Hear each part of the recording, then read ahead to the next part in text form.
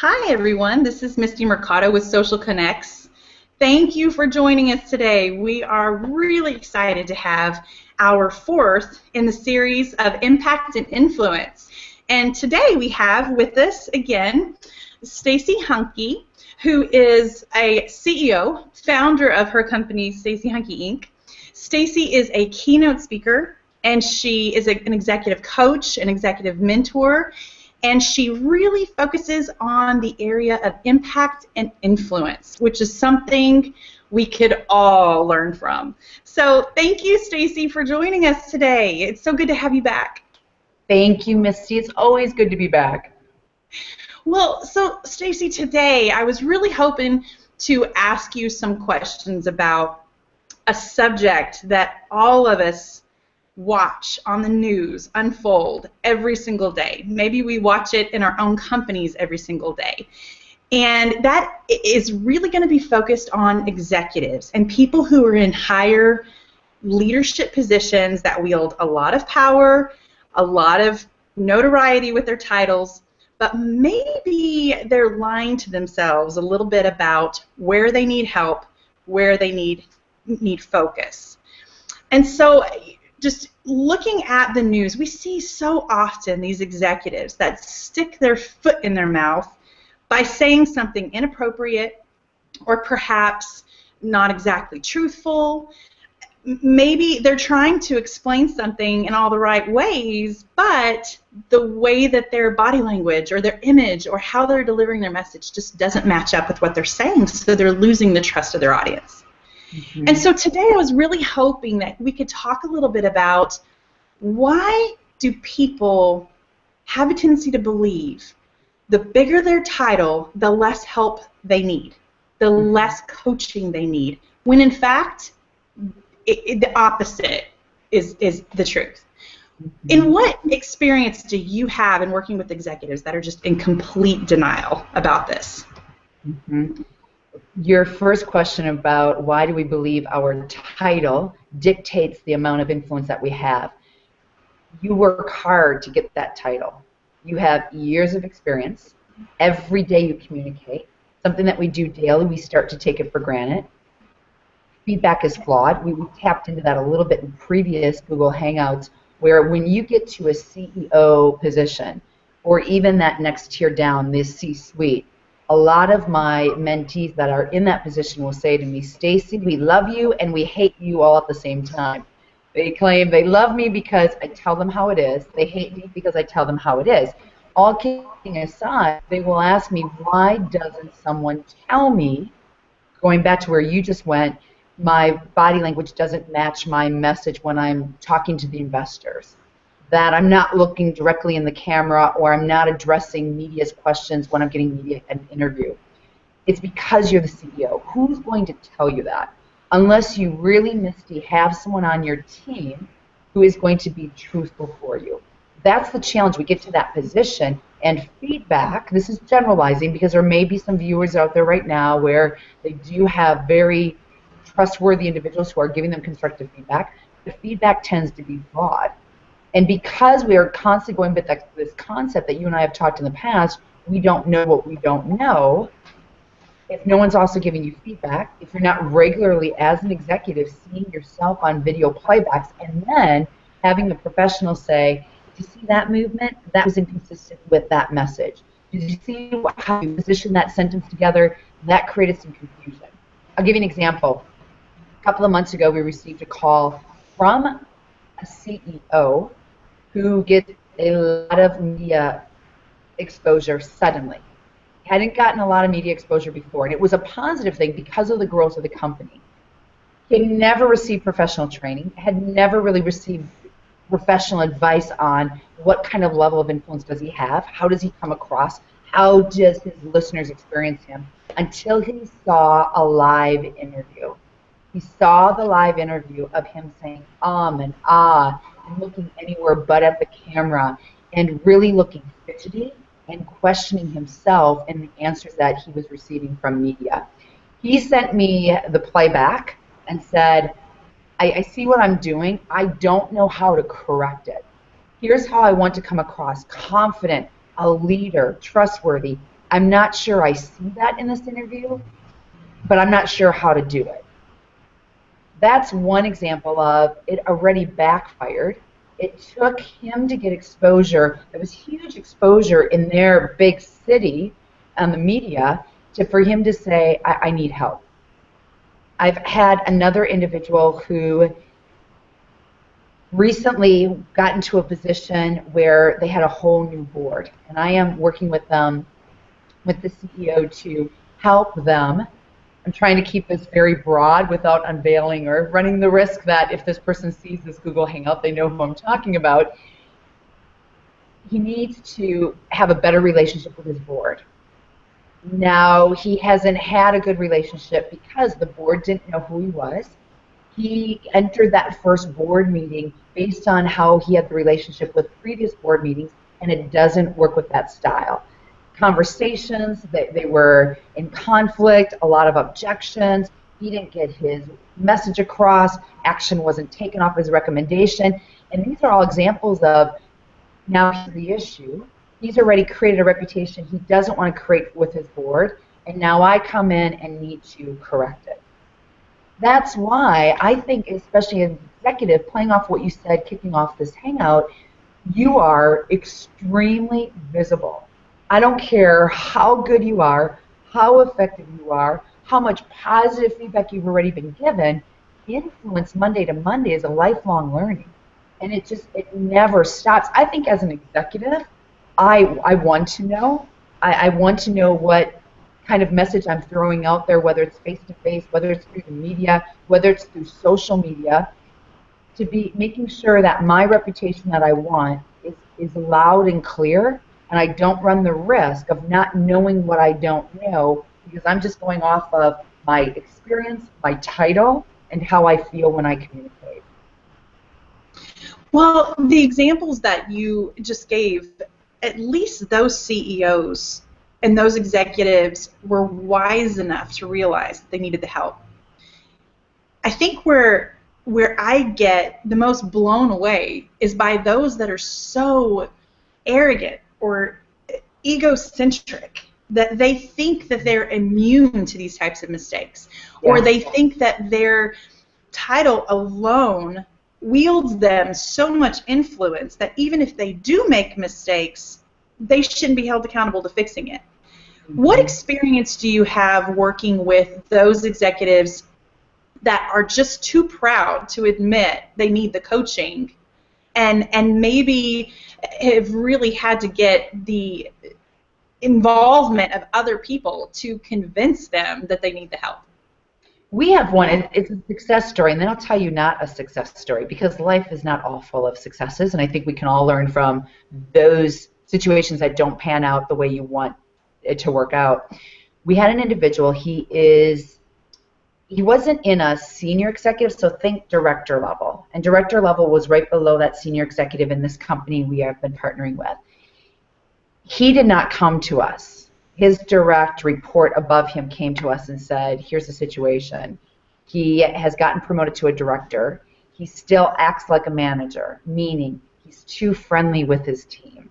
He doesn't delegate clearly. His communication is lost in between when he delivers it and then when the receiver hears it. Therefore, his employees are not taking action, which now is jeopardizing the productivity and the profit his department's making. Makes sense. If action's not taken off of your delegation as a manager, you're going to start to see the effects.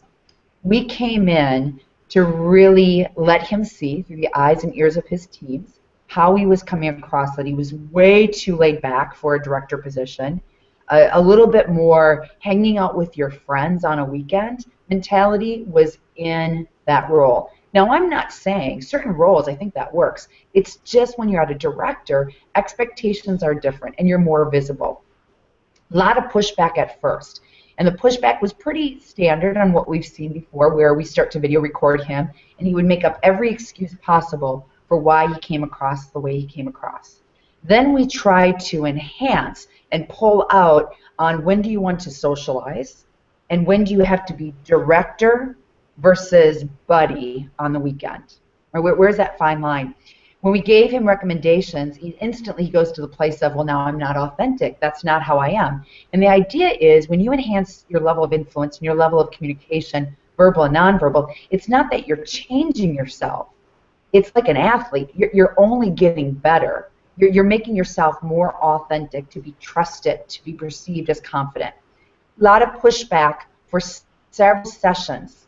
There was that moment. I think where the moment happened is he started to get feedback from others, positive feedback of how you come across more confident. We don't know what you're doing because no one knew we were working with him. We don't know what you're doing. You're coming across more confident. As a result, he started to see how when he was more clear in his message, when he left out the socializing, sometimes the fluff that we taught him, he was getting a greater response. His employees were taking more action. And it's just all about results. Once you see where this actually works, he now, after we worked with him for months, that was last year, he's now on a retainer with us, where he wants us, when he needs us, to just come in. And he just got promoted. Now, can I sit here and say it's because everything that we did? No, I would never claim that. Do I believe there's elements of what we gave him that have worked? Definitely. It's interesting how he spent so much energy for 3 months pushing it until it took him to say, I'm starting to see results.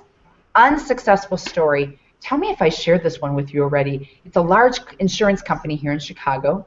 We received a call from the VP of HR saying, we have this big leadership conference coming up. Our CEO presents every year. It's really important because this is the only time the entire company gets a chance to experience him. He needs a lot of polishing, but he doesn't know that.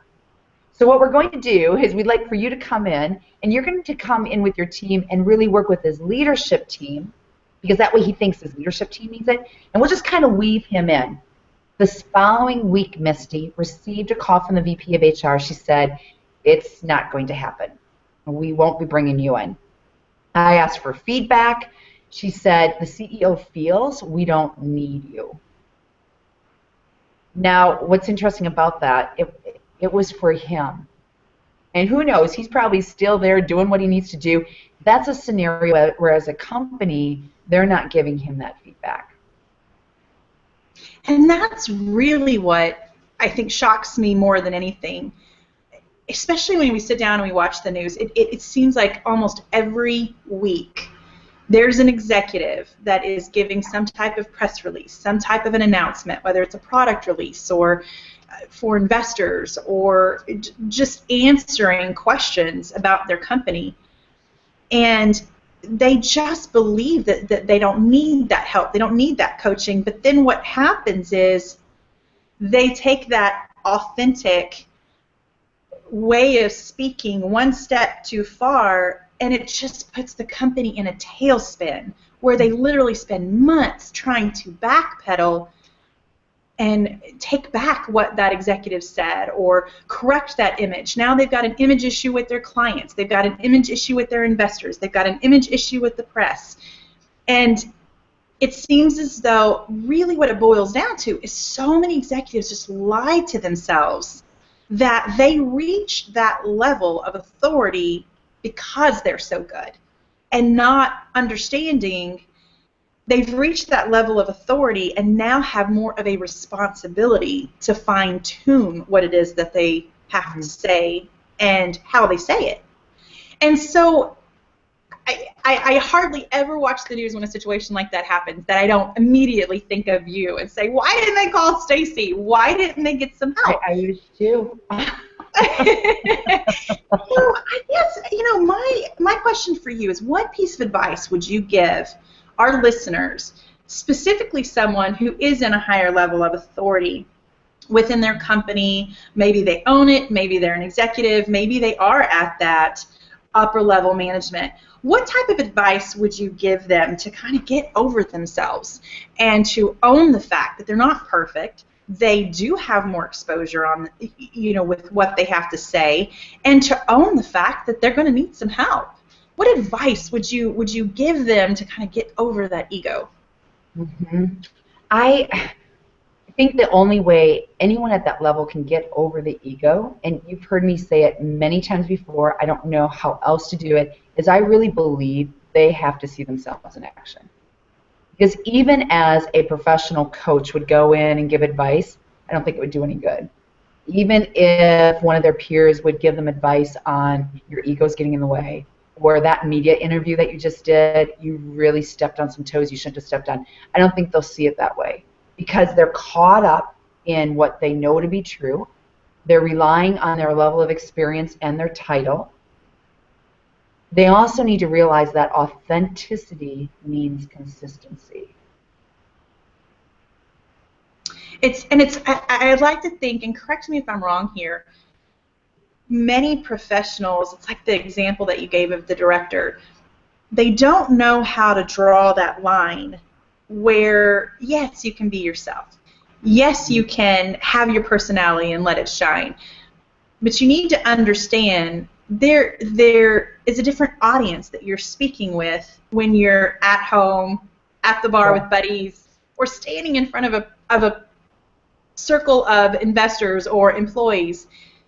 How do you, or do you even, recommend that we distinguish those audiences, or do you think that this needs to be a manner in which they communicate to anyone, no matter the audience? I think there's core skills, right? And the core skills that I teach about how to be influenced through your body language and really focused on every word that you speak. I think that is the core. So I'm going to use an analogy. This might help for the listener. I want to take the analogy of golf. Golf, there are core skills. What makes that game so difficult is the challenges on the course, how far you are from the green. That's the strategy of golf. Now take it back to executive communication. They have these core skills of how they enter the room, how they connect with people with their eyes, how they stay showed up, how they really focus on what their listeners are saying, and they're able to adapt the message on the fly. Those core skills are always there. The challenge is as you adapt them. So you're at home with friends and family. Are you going to be more laid back and relaxed? Yes. Should you still focus and care on what you say? Of course. You're hanging out at a networking event with coworkers. I think that is a situation, even though it's outside of work, you should really be focused with the fact that the camera is always on. Anytime that you're around work, or I even find now as I walk through the airports, I am constantly running into people.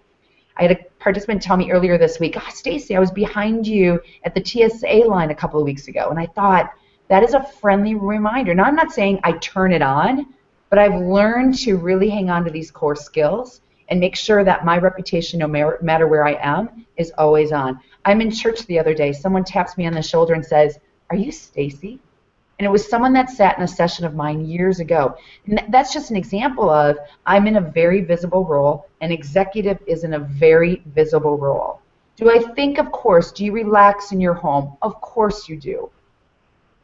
But it's that audience of when you're outside your door, the minute you leave your home, because of that role, everyone's watching.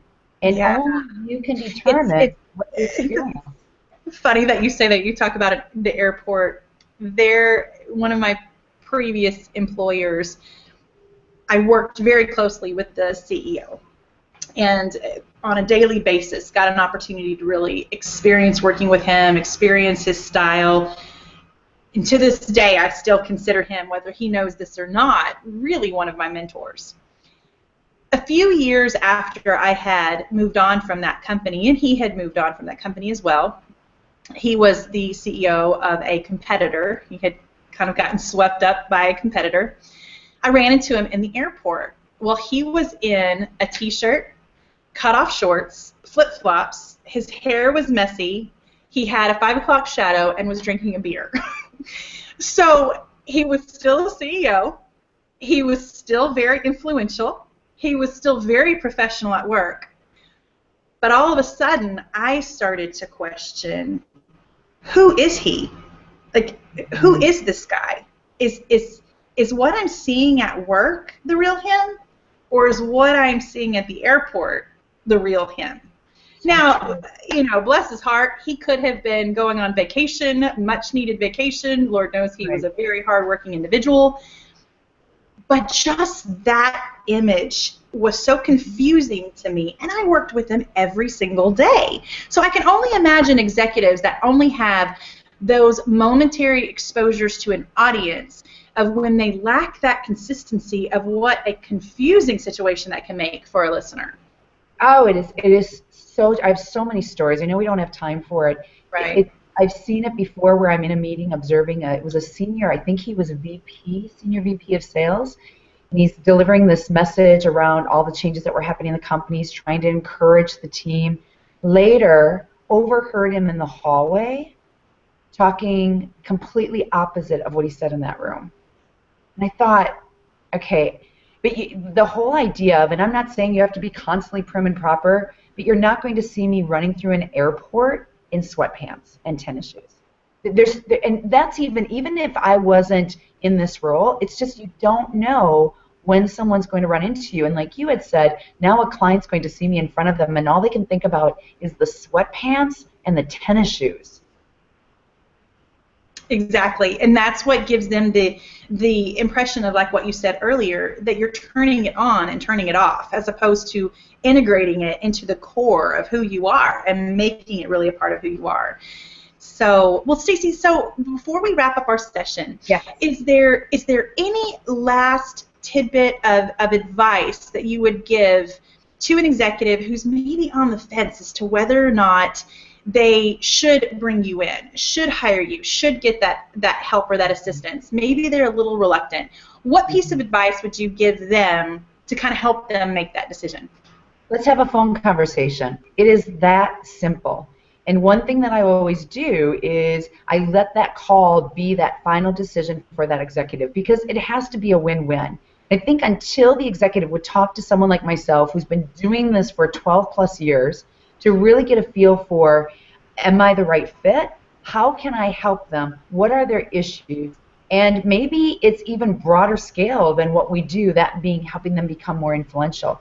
Just to even have someone to talk through, I would always be also very open to guide them in a different direction if what I coach on influence isn't the right fit.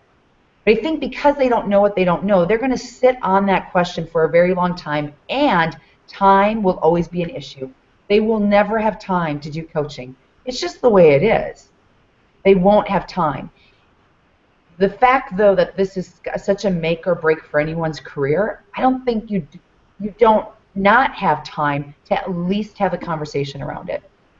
Good point. Very, very, very good point. And last but not least, Stacey, tell us a little bit of what you're working on right now. I hear through the grapevine that you've got a book that you're in the process of putting together. I know I'm blindsiding you with this question, but can you tell us a little bit about what you have in the cooker for this year?